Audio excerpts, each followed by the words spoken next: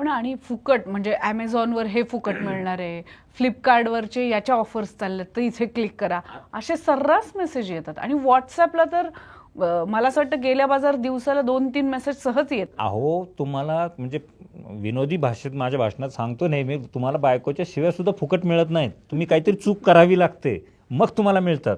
काहीतरी केल्याशिवाय तो काहीतरी मिळत नाही.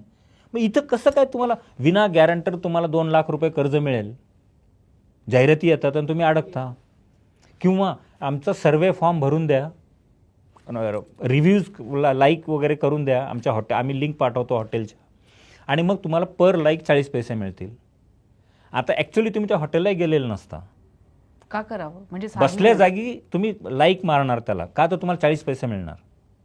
आता ही उलट लोकांची फसवणूक नाही का?